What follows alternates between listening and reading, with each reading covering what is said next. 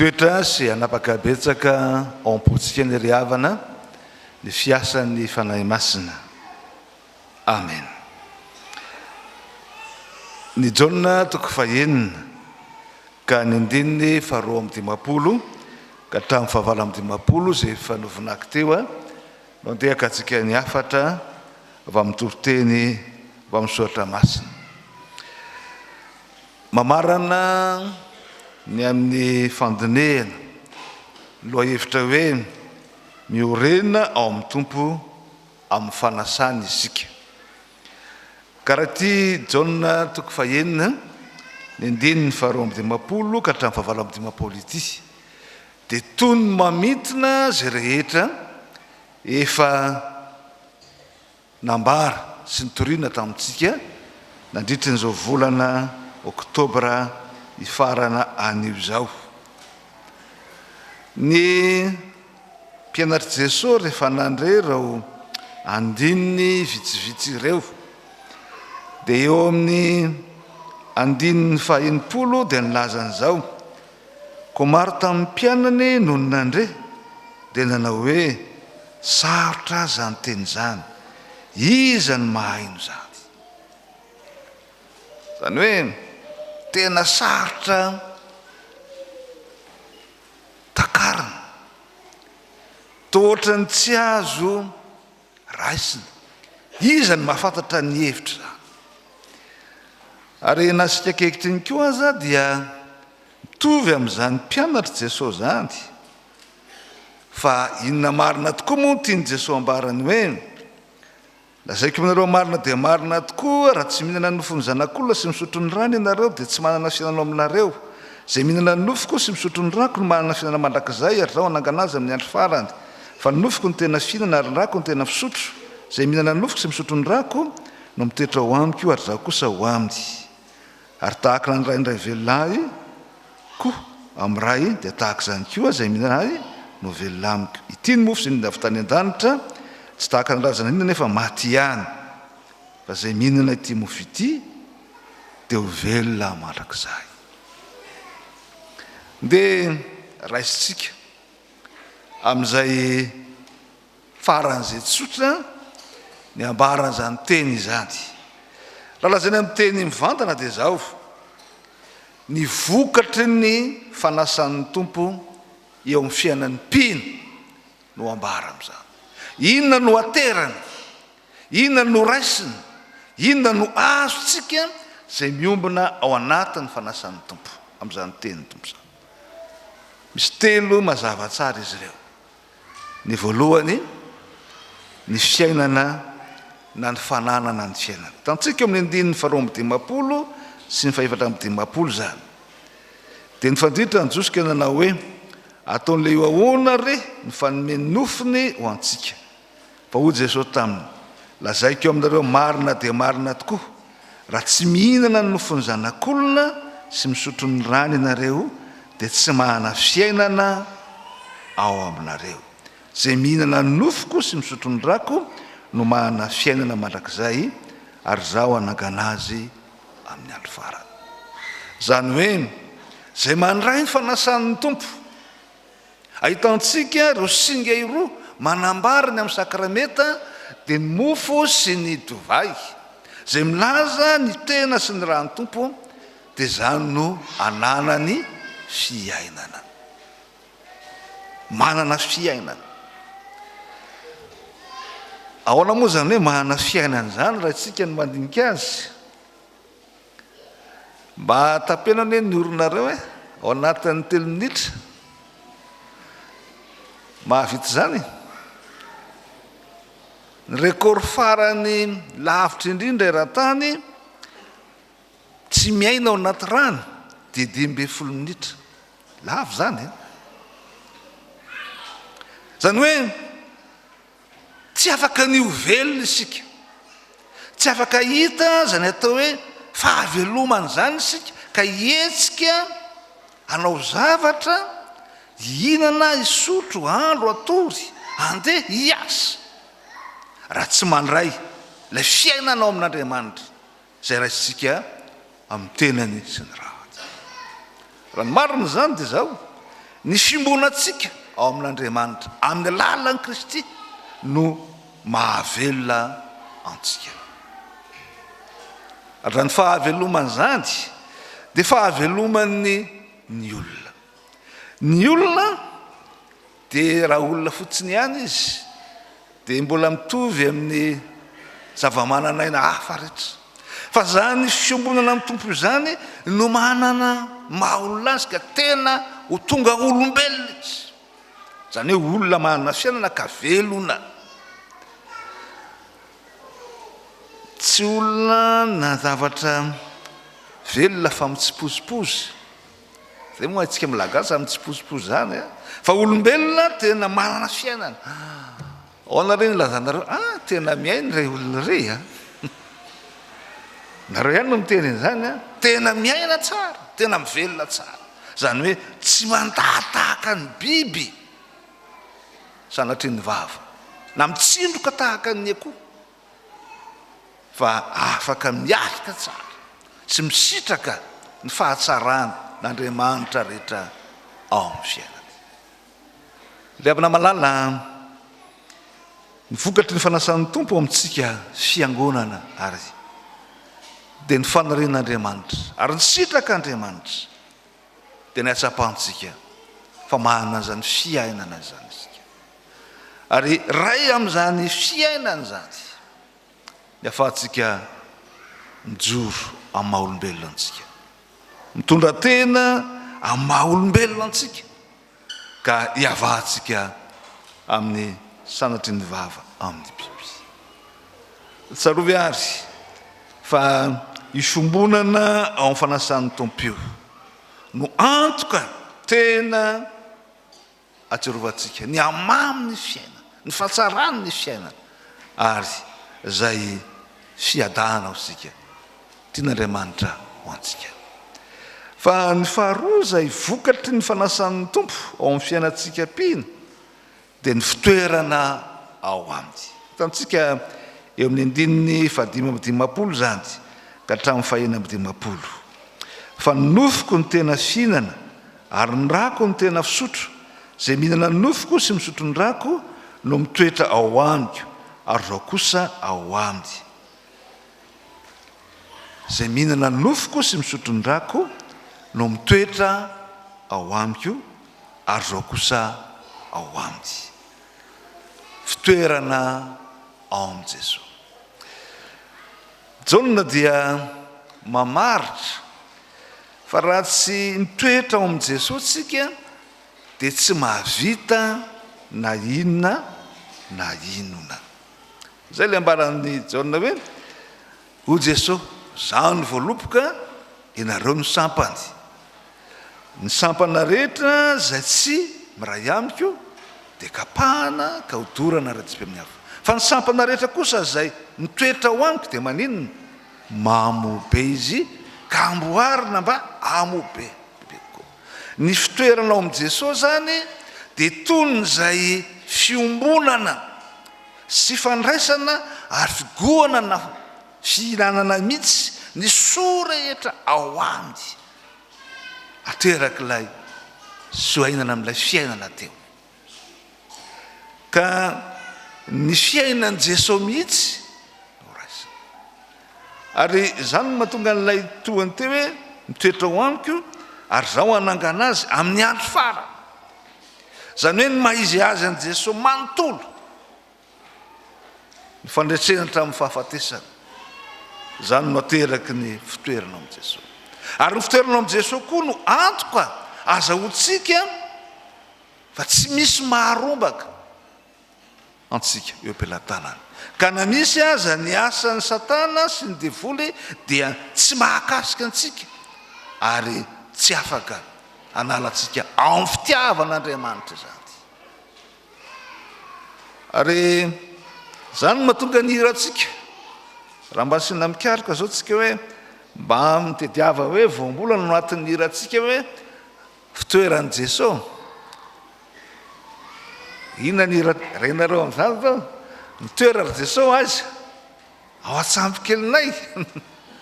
Zay rehefa mirandranytsika dia tsarovo tsara fa raha mitoetra ao anatin'ny sambokelytsika zay amenan'ilay sary ohatra ny hoe rehefa nandeha ny tety ny onja ny mpianatra ka nanonja ny ranomasina mila ho fesika Jesosy nitoetra tao fa saingy adiny ny mpianatra fa miaraka aminy izy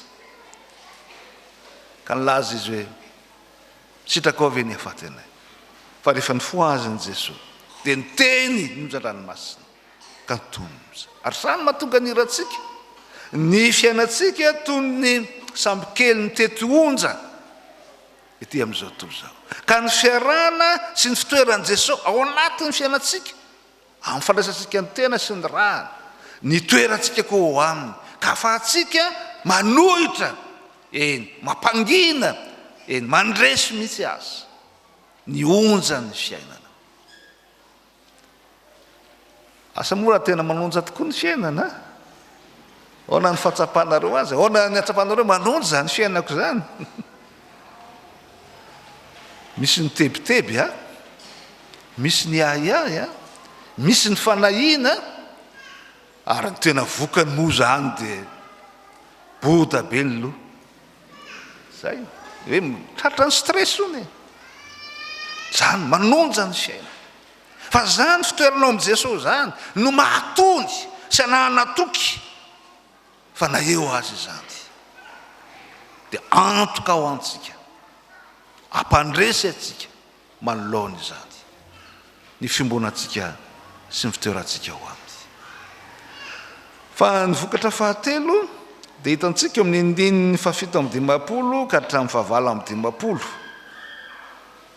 ary tahaka raha ny ray velonay ary raha koa velona amin'ny ray dia tahaka izany koa zay mihinana no velona aminy koa ity ny mofo izay midina avy tany an-danitra tsy tahaka ny razana ny hinana nefa maty ihany fa zay mihinana ty mofo ity dia maninona ho velona mandrakizay fananana ny fahavelomana mandrakizay dia mety anontanytentsika ka inona foana reny alevinao reny paster inona ary reny namantsika modimandry na maty reny ka ato hoe velona mandrakizay tsarovy ry havana fa ny fahavelomana mandrakizay nefa nikendren'Andriamanitra ho an'ny olombelona hatrany am-piandohana raha mamaky ny Genesis sika tsy misy mihitsy ao fiheverana fa isika ty olombelona ity dia handia fahafatesana ny ray andro aminy ary zany no namelana antsika na ny olombelona zay nitoetra tao amin'ny sahidena inana ny azonaina ny azo ny fahalalana tsara sy ny ratsy no sakanana ho aniny satria ny fahalalana ny tsara sy ny ratsy no mahatonga azy atsiaro le ambarata hoe ny onja ny fiainana satria fantany hoe ty tsara ty ny ratsy dia manjary miorooro izy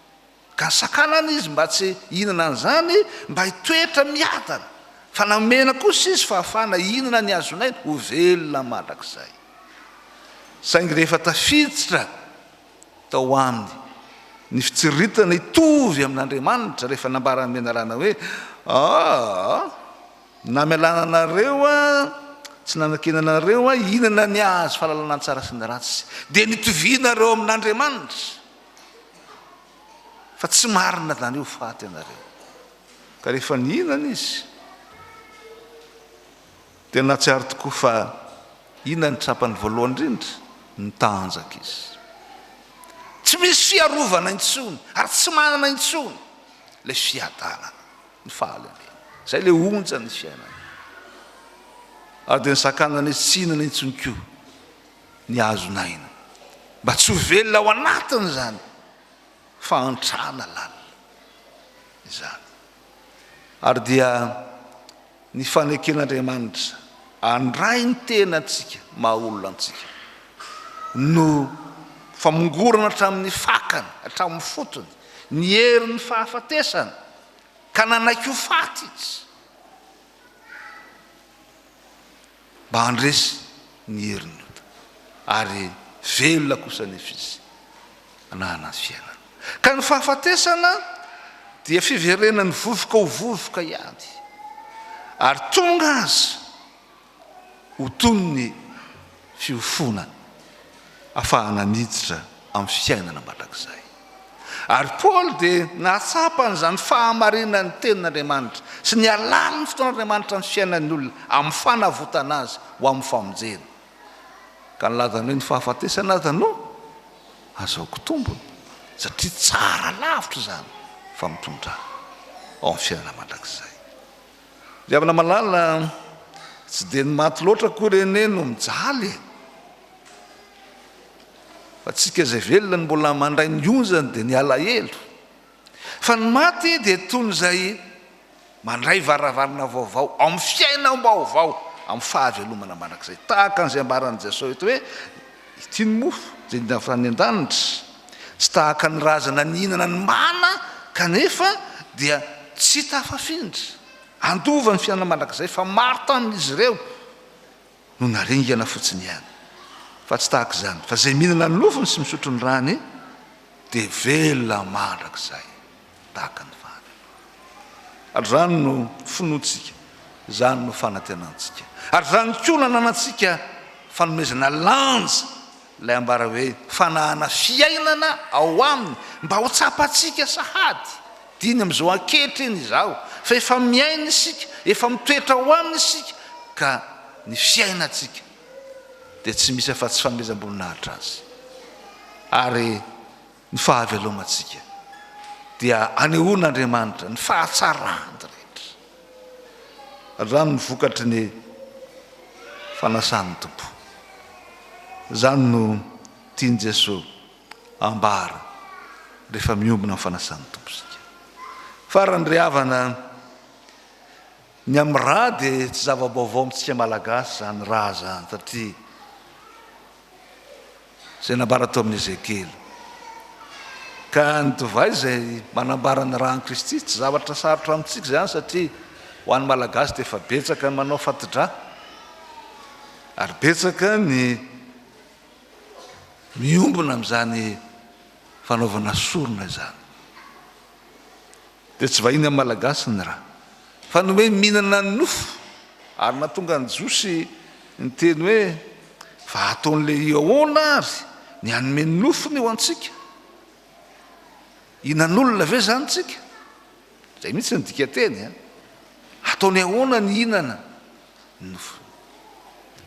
Ka mba misy mieritreritra izy ary rany nihinana ny nofo tsandrany, izy nihinana ny nofo peny.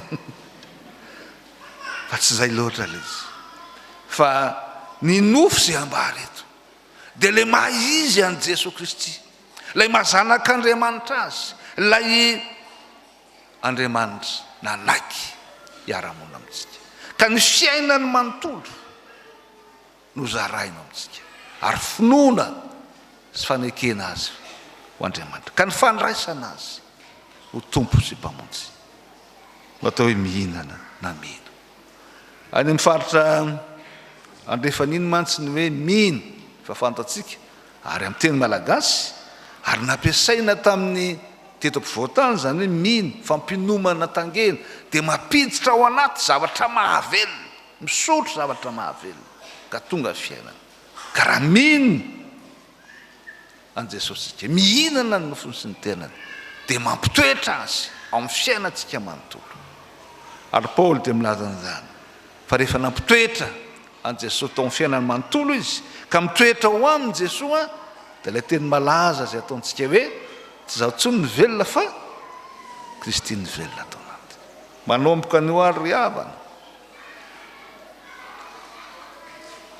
dia manana fifaliana mandrakariva, manana toko mandrakariva, fa ianao izay mino ka efa nandray ny tena sy ny rahan'i Kristy, dia Kristy no mitoetra ao aminao, ary ianao no mitoetra ao aminy, ka tiany ny anananao fiainana, ary tiany ny hatonga anao tsy handalo fotsiny amin'izao fiainana izao, fa handova ny fiainana mandrakizay. Fa zany no sitrak'Andriamanitra, ary zany no tiany iorenantsika ao amin'ny fanasany. Dia ho an'Andriamanitra ireny voninahitra ao amintsika kosa ny fiainana be dehibe zay efa tian'Andriamanitra omena antsika. Fa raha tonga tetỳ amin'izao tontolo izao Jesosy dia niteny hoe raha tonga dia mihazo fiainana ary tsy fiainana kely fa be dehibe hatramin'ny fandovana ny fiainana marak'izay zany. Amen.